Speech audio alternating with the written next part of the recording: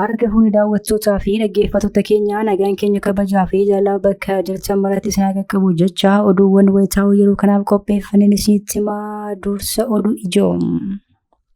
Pireezidaantiin Bilchiginnaa Abiyyee gara lixa Oromiyaatti imaluun dhokatanii heelikoopteraan lafa murteessaa seenanii bahuun wayita gabaafamaa jirutti WBOn naannoo Finfinneetti lola jabaa geggeessaa jiraachuun sirnicha rifaatuu keessa galche.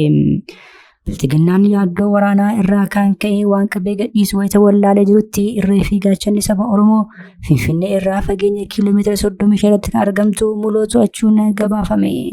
Injifannoo WBOn galmeessee fi soboota Abiyyi irratti waan qindeeffannee qabna inni balballoomsina. Hiriirri mormii namoota miliyoonaa hedduu kallattii garaagaraatiin hirmaachisuu fi Bilchiginnaa balaaleffatu geggeeffamuuf akka jiru koreen dhimma kana qindeessaa ture ifoomse. Hiriirri mormii qophaa'e kun lammiileen Itoophiyaa hundi gara mormii qabatamaatti akka seenanii fi balaa guddaa isaa irratti aggaamamee jiru baloon akka qolataniif kan qophaa'e ta'uu ibsi bahee ifoomseera. Hiriirichi miidiyaa hawaasummaan akkasumas magaalota akka Waashingten DC fi Londanitti ammoo qaamaan geggeeffamaa jedhame. Gabaasa bal'aa dhimma kanatti qopheeffanneerra isin biraan geenya. Torbanoota dhiyoo kana humnoonni nageenyaa federaalaa naannolee garaagaraa keessatti guutummaatti yookiin gartokkeen ba'aa jiraachuu hordofee jiraattonni naannichaa yaaddoo nageenyaa guddaa keessa akka jiran himataniiru. Jiraattonni kutaalee impaayiriitti garaagaraa keessatti argaman humnoonni federaalaa buufataawwan turan kan lakkisanii ba'uu isaanii dubbatu. Kunis waldhabdee naannoo Tigraay keessatti mul'atuun walqabatee irra deebiin kaaba impaayiriitti waraanni akka ka'uu danda'u tilmaamaa jedhu. Kanas ni balballoomsina. Himanni irratti banamee mana murtiitti deddeebi'aa kan turanii fi qondaala waraanaa buleessaa kan ta'an dabalatee Jeneraalonni 3 ganuudhaan miliquun dhagahame. Gama biraan Afyaa'ii mana maree bakka bu'oota uummataa duraanii uummanni godinota biyya isaa waan wajjin hiriiruun seenaa gurraacha hin qabu jechuun dhaga'amaniiru. Isinis bal'ina isaa ni dhageessu. Waraanni sodaatamee daangaa impaayiriitti wallachaa jiraachuun wayita gabaafamaa jirutti haleellaa diroonii raawwatamee lubbuun namaa darbuu fi kanneen 8 ta'an ammoo madaa'uun ifoome. Jawaar Mohaammed ammoo Bilchiginnaan lola gama kaabaa qofa osoo hin taane naannoo Beenishaangul Gumuz keessattis RSF wajjin eegaluuf jira jechuun saaxile. Kunitoo kanaan jiru Bilchiginnaan gaazexeessota biyyoota alaa hiraarsuu itti fufe dhimmoota murteessoo kanatti odeeffannoo qabatamaa qindeeffanneerraa kan dhageessan ta'a. Odeeffannoo waysawaa impaayiriitti fi Oromiyaa keessaa argachuuf toora YouTube chaanalii kanaa subscribe like taasisaa jecha gara oduu bal'inaan qopheeffanneetti isin dabarsa. Pireezidaantiin Bilchiginnaa Abiyyi Ahmad gara lixa Oromiyaatti imaluun dhokatanii heelikoopteraan lafa murteessaa seenanii bahuun wayita gabaafamaa jirutti WBOn naannoo Finfinneetti lola jabaa geggeessaa jiraachuun sirnicha rifaatuu guddaa keessa galche. Bilchiginnaan yaaddoo waraanaa irraa kan ka'e waan qabee gadhiisu wayita wallaalee jiru kanatti irree fi gaachanni saba Oromoo waraanni bilisummaa Oromoo Finfinnee irraa fageenya kiiloomeetira 35 irratti kan argamtu magaalaa muloo to'achuun dhagahame. Pireezidaantiin Bilchiginnaa Abiyyi Ahmad imala dhokatanii heelikoopteraan taasisaniin Wallagga keessatti nagaa waaraan bu'eera uummanni gammachuu qaba bokkaa gammachuutu roobaa jira jechuun akkuma baran soba adii sobuun dhagahameera. Uummanni qotatee aramachuu makaratee galfachuu bahee galuu daldalee buufachuu erga dhiisee bubbuleera. Manni barumsaa buufataaleen fayyaa gandoota baadiyyaa keessa jiran erga tajaajila kennuu dhiisanii ganni 7 ol bakka darbee jirutti uummanni milishaa fi qaamni nageenyaa Bilchiginnaa biroon akka bosonutti otoo adamsamaa jiranii bokkaa gammachuutu isin roobaa jira jechuun qaanessaadhaa kan jedhanillee hedduudha. Kunutuu kanaan jiru irree fi gaachanni saba Oromoo waraanni bilisummaa Oromoo teessoo sirnichaa kan taate magaalaa Finfinnee irraa fageenya kiiloomeetira 35 irratti kan argamtu mulootti lola jabaa taasisuun loltoota faashistii Abiyyi magaalattii keessaa ari'ee baasuu ifoomseera. WBOn lola naannoo magaalaa Buraayyuu fi Sulultaa gidduutti argamtutti taasisee jiruun milishoota sirnichaa fi humnoota koomaandoo Bilchiginnaan bobbaase daaraa botoruu taasisuu ibse. Irree fi gaachanni saba Oromoo waraanni bilisummaa Oromoo magaalaa Bishooftuu naannoo Abbuu Seeraa jedhamuu fi Bilchiginnaan buufata xiyyaaraa irratti ijaaraa jirutti haleellaa cimaa raawwachuu beeksiseera. Hoogganaa waardiyyoota insaa akka turan kan himamuu fi yeroo ammaa itti aanaa muummicha ministeeraa kan ta'an obbo Tamasgeen Turunee fi gorsaan isaanii obbo Geetaachoo Raddaas Wallaggi nagaa qabdi jechuun hojii faarsee bultummaa isaanii Abiyyi gammachiisuuf dhageessisaniiru. ቢዶሎም ነበር ከዚያ በኋላ ወደ ቄለም ወለጋ መጣን ወለጋን በጣም አስሰነዋል። ያው ስለ ወለጋ ሰላም እኔ ራሴ ምስክር ነኝ። አቶ መሌ ኡመኒ magaalaa Naqamtee Dambidolloo yookiin Arjoo waa'ee nageenyaa fi tasgabbii jiru osoo hin dubbatin keessummoonni sa'aatii muraasaaf dhufanii bahan maal arganii maal hubatanii maaliif kana dubbatu kan jiru hojimaan sirnichaa sobaan kan guutame ta'uuf agarsiistuu guddaadha jedhama. Pirezidaantiin Bilxiginnaa Abiy Ahmad kadura Wallaggaa yoo deeme na ajjeesu jechuun ni yaadatama. Andeme bakka biraa hundee Oromoon tokko ta'eetu qabsootti fufa. Andeme Wallaggaa hundee garuu kana booda Jimmaa Wallaggi, Baalee Wallaggi, Arsii Wallaggi Oromoo tokko ta'uu hin danda'u. Hiriirri mormii namoota miliyoona hedduu kallattii garaa garaatiin hirmaachisuu fi Bilxiginnaa balaaleffatuu gaggeeffamuuf akka jiru koreen dhimma kana qindeessaa ture ifoomse. Hiriirri mormii qophaa'e kun lammiileen Itoophiyaa hundi gara mormii qabatamaatti akka seenanii fi balaa guddaa isarratti aggaamee jiru baruun akka qolataniif kan qophaa'e ta'uu ibsi bahee ifoomseera. Hiriirichi miidiyaa hawaasummaan akkasumas magaalota akka Waashingten DC fi London keessatti ammoo qaamaan akka gaggeeffamutu himame. Pirezidaantiin Bilxiginnaa Abiy Ahmad erga aangootti dhufanii as magaalaa Finfinnees ta'ee kutaalee impaayirtii birootti hiriirri sirnicha balaaleffatu gaggeeffamee kan hin beekne yommuu ta'u, Bilxiginnaan garuu ofii isaatiif hiriira deeggarsaa jechuun faarsee bultootaa fi warra dibbee waraanaa reeban baasaa tureera. Inumaayyuu yeroo ammaa kana hiriira bahuu mitiitii waltajjii uummataa yookiin ammoo marii dhimma biyyoolessaatti taasisuun iyyuu impaayirtii keessatti waan hin yaadamnedha jedhu maddeen. Sirna akkasitti waltajjii uummataa cufuun doonii fi jeettiin uummata duguugaa jiru kana balaaleffachuuf dhaadannoo waraanni haa dhaabbatuun barri bulchiinsa sirnichaa haa ga'u nagaan haa bu'u filannoo dura ce'umsa hunda galeessa jedhuun hiriirri kun qophaa'uu koreen teeknikaa dhimma kanaaf dhaabbatee ifoomseera. Waraana waliin ni gaggeeffamaa turee fi jiruun lammiileen miliyoonaan lakkaa'aman dhumuu qabeenyi birrii biiliyoona hedduun lakkaa'amu manca'uu kan eeru ibsi koree kanaa. Amma sirnichi kun isa gahuu didee jennaan waraana hamaa biraaf of qopheessaa jira jedhe. Kunis maqaa hulaa galaanaa deebifnaa jedhuun akka ta'e kan yeroo ibsi koree teeknikaa kun Itoophiyaan mootummaa dhabuusheef kun agarsiistuu ijoodha jedhe. Lammiileen impaayirtii akkamitti waan kana dura dhaabbachuu qabuu fi balaa aggaame kana qolachuu danda'u irratti baatii 3 darbaniif qophii taasisaa turre kan jiru ibsichi amma gara hojiitti seenuuf qophii xumuruu ifoomse. Koreen kun namoota siyaasaa buleeyyii 25 akkasumas koree teeknikaa nama 7 akka of keessaa qabutu himame. Karoorri qabamee jiru kunis hiriira mormii tokko gama miidiyaa hawaasummaatiin hiriirota 2 ammoo magaalaa Waashingten DC fi London keessatti baatiiwwan 2 dhufan keessatti gaggeessuuf akka jiran himaniiru. Jalqaba irratti hiriirri gaggeeffamu kan miidiyaa hawaasummaa yoo ta'u tamsaasa saatalaayitiitiin yoo xiqqaate namoonni miliyoona 10 gama yuutuubiitiin ammoo namoonni miliyoona 1 ol kallattiidhaan ni hordofuu jedhameera.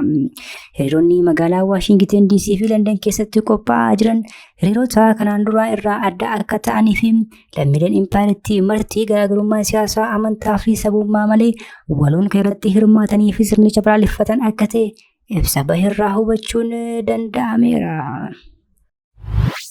Raayyaan ittisaa impaayirtii naannolee tokko tokko gallakkisee bahuun yaaddoo nageenyaa uumuun gabaafame. Torbanoota dhiyoo kana humnoonni nageenyaa federaalaa naannolee garaagaraa keessaa guutummaatti yookiin gartokkeen bahuu isaanii hordofee jiraattonni naannichaa yaaddoo nageenyaa guddaa keessa akka jiran himataniiru. Jiraattonni kutaalee impaayirtii garaagaraa keessatti argaman humnoonni federaalaa kun buufataawwan turan gallakkisanii bahuu isaanii hordofee rakkoo hamaa keessa jiraachuu dubbatu. Naannoo kibbaa Itoophiyaa godina Gaardullaa aanaa Diraashee fi naannoo Oromiyaa godina Qeellam Wallaggaa aanaa Anfilloo keessatti jiraattonni raayyaa ittisaa impaayirtii naannolee tokko tokko gallakkisee bahuun qaawwa nageenyaa uumuu ibsaniiru. Kunis waldhabdee Tigraayitti ka'aa jiru irraa kan madde ta'uu akeekan. Gabaastonni dhaabbata tajaajila oduu Faransaay irraa bahan ammoo naannolee daangaa Tigraayitti sochiin humna waraanaa jabaan taasifamaa jiraachuu ifoomsu. Jiraattonni aanaa Diraashee akka jedhanitti humnoonni federaalaa torban tokkoon dura naannicha gallakkisanii bahuu hordofee gareewwan gurmaa'an gidduutti wal dhabdeen irra deebiin ka'eera jedhu. Jiraataan maqaan isaanii akka eeramu hin barbaanne tokko yeroo raayyaan ittisaa impaayirtii ture nagaadhaa jedhan. Garuu isaan naannicha gallakkisanii yommuu bahan wal dhabdeen hammaate jechuun dubbatan. Akkasumas godina Qeellam Wallaggaa aanaa Sayyoo fi Anfilloo keessatti dargaggoota humnaan gara adda waraanaatti geessuu jiraachuu fi humnoonni raayyaa ittisaa impaayirtii meeshaa gurguddaa qabatanii gara naannoo Gaambeellaatti socho'aa akka jiran jiraattonni himaniiru. Humni nageenya naannichaa gadi dhiisanii bahuu hordofee yaaddoon uumamee naannolee tokko tokko keessatti gara wal dhabdee hammaataatti jijjiirameera. Roobi darbee jiraattonni naannichaa fi miseensonni mana maree bakka bu'oota uummataa akka ibsanitti godina Gaamoo aanaalee 2 keessatti wal dhabdee uumameen yoo xiqqaate namoonni 15 ajjeefamanii kanneen biroon hedduun ammoo madaa'aniiru. Wal dhabdeen kun sababa gaaffii daangaa bulchiinsaa fi wal dhabdee hawaasota gidduu yeroo dheeraa turerraa akka ta'e kan ibsan qondaalonni raayyaan ittisaa impaayirtii wal dhabdee kana ittisuuf naannichatti dhabamuun qaawwaa guddaa akka uume eeraniiru. Himanni irratti banamee mana murtiitti deddeebi'aa kan turanii fi qondaala waraanaa buleessaa kan ta'an dabalatee jeneraalonni 3 ganuudhaan miliquun dhagahame. Gama biraan afayyaa'ii mana maree bakka bu'oota uummataa duraanii uummanni koordinoota biyya isaa waraanan waliin hiriiree waraanuun seenaa gurraacha hin qabu jechuun jedhan dhagahamaniiru. Waraana kaaba impaayirtiitti geggeeffamaa ture irratti TDF hoogganuudhaan raayyaa ittisaa impaayirtii lolaa kan turan jeneraalonni waraanaa gurguddoon 3 maqaleedhaan miliquun Finfinnee seenuun dhagahame. Jeneraalota kana keessaattis dhiyeenya kana wabii qarshii 60,000 hidhaa irraa kan gadhiifaman Jeneraal Guush Gabree akka argamantu ifoome. Naamusaa fi dambii waraana cabsaniiru jedhamuun kan hidhamanii turan hoogganaan armii 15 Jeneraal Guush Gabree amma waayilota isaanii biroo wajjin Finfinnee seenuun bilxiginnaan simannaa taasiseeraa fi jeneraalonni maqaleedhaan dhufan kunneenis Birgaadeer Jeneraal Guush Gabree, Birgaadeer Jeneraal Kabbadee Fiqaaduu fi Koloneel Nugusee Walda Gabriel jedhamu. Qondaalonni waraanaa Tigraay muraasni bilxiginnaa cinaa hiriiruun TPLF irratti lolli akka banamuuf waamicha taasisaa jiru. Isaan keessaa tokko Jeneraal Tsaadqaan Gablatinsaa'ee yommuu ta'u, dhiyeenya kan dhalattoota Tigraay Finfinnee walitti qabuun mariisisaa turaniiru. Kunis kanaan jiru afayyaa'ii mana maree bakka bu'oota uummataa duraanii Aadde Keeriyaa Ibraahim uummanni Tigraay kanneen biyya isaa waraanan waliin hiriiree loluudhaan seenaa gurraacha hin qabu jedhaniiru. Aadde Keeriyaan turtii gaazexaa Addis Zaman wajjin taasisaniin TPLF garuu seenaa uummataa kana dagachuudhaan diinota wajjin hiriiruudhaan diinota biyya isaa waraanan wajjin hiriiree jira jedhan. Afayyaa'ii mana maree bakka bu'oota uummataa duraanii kun naannoo Tigraay ammas wiirtuu waraanaa ta'uuf deemaa akka jirtu eeruun uummanni naannichaa TPLF dura akka dhaabbachuu qabu waamicha dhiyeessan. Aadde Keeriyaa Ibraahimii fi obbo Geetaachoo Raddaa dabalatee miseensonnii fi qondaalonni TPLF duraanii kanneen Abiyyi Ahmeditti kooluu galan waayilan isaanii durii kan Maqalee irratti bilxiginnaan tarkaanfii akka fudhatuuf yeroo garaa garaatti waamicha taasisaa turuun ni yaadatama.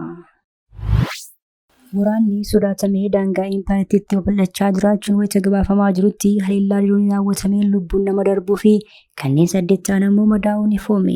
Jawaar Mohaammed ammoo bilxiginnaan lolaa gama kaabaa qofa osoo hin taane naannoo Beenishaangul Gumuz keessattis RSF wajjin eegaluuf jira jechuun saaxile. Kunis kanaan jiru impaayirtiin gaazexoota biyyoota alaa hiraarsuu itti fufte. Bilxiginnaan kaampii waraanaa naannoo Beenishaangul Gumuz aanaa Meengee keessatti ijaaruu fi torban darbe keessa walitti saaxiluu hordofee haleellaan daangaa impaayirtii fi Sudaanitti raawwatamaa jiraachuun ifoome. Haleellaan diroonii guraandhala 19 bara 2026 magaalaa Kurmuk naannoo Biluu Naayil daangaa Itoophiyaa waliin Sudaan qabdu irratti raawwatame lubbuu nama tokko galaafachuu fi namoota 8 ammoo madeessuu qondaalonni mootummaa Sudaan ibsaniiru. Qondaalli mootummaa Sudaan tokko tajaajila oduu Faransaayiif haleellaa kanaan manneen 16 barbadaa'uu fi magaalaa Kurmuk yeroo ammaa to'annoo raayyaa ittisa biyyaa Sudaan jala galuu himan. Dhimma kanarratti yaada isaa kan kenne Jawaar Mohaammed bilxiginnaa lola gama kaabaa qofa osoo hin taane naannoo Beenishaangul Gumuz keessattis RSF wajjin eegaluuf jira jechuun saaxile. Imalli Abiyyi tibbana Wallaggatti taasise nagaa buusuuf jechuun faarsee bultoonni afuufanis ajandaa dhoksaa isa duuba jiru waan biyya biraa daangaa Itoophiyaatti bal'isuu akka ta'e kan ibsu Jawaar Mohaammed Abiyyi humnoonni RSF daangaa canii haleellaa akka raawwatan haala mijeessaa tureera jedhe. Keessumaa haleellaan daangaa Kurmuk irratti raawwatame kun lolli Itoophiyaa keessaa fi kan Sudaan walitti makaa jiraachuu ifa taasisaa jedhe. Gaafa lolli kun Itoophiyaa guutuutti dho'ee lixa Itoophiyaattis daran cimee itti fufaa kan jedhe Jawaar walqocolloon qilleensaa amma geggeeffamaa jiru gara lola fi makanaayiziitti guddachuu danda'a jedhe. Gama biraan tajaajilli oduu Faransaayii AFP'n gaazexeessaan isaa Kamisa guraandhala 19 bara 2026 gara naannoo Tigraay akka hin seenne dhorkamuu gabaase. Dhaabbatichi gaazexeessaan isaa kan magaalaa Finfinnee jiru heeyyama seeraa kan qabu yommuu ta'u dhaabbatichi gaazexeessaan isaa kan magaalaa Finfinnee jiru heeyyama seeraa kan qabu yoo ta'u gara magaalaa Shiree imaluuf yeroo jiru ministeera dhimma alaa Itoophiyaa irraa eeyyama hin qabdu jedhamuun buufata xiyyaaraa keessaa deebifamuu ibse. Impaareetii keessatti dhiyoo kanas gaazexoota biyya keessaa 2 kan tajaajilu raadiyoo oduu Jarmanii Doochi Walee hojjetan heeyyamni isaanii guutummaatti akka addaa taasifamanii turan. Heeyyamni gaazexoota BBC haaromsamuu dhabuun gabaafamaa tureera. Kabajamtoota hordoftoota keenya oduun sa'aatii kanaaf qabannee dhiyaannee kana gammachuu hordoftan ture. Oduu biraan hanga walitti deebinutti nagaa ta'aa haga dhagaha.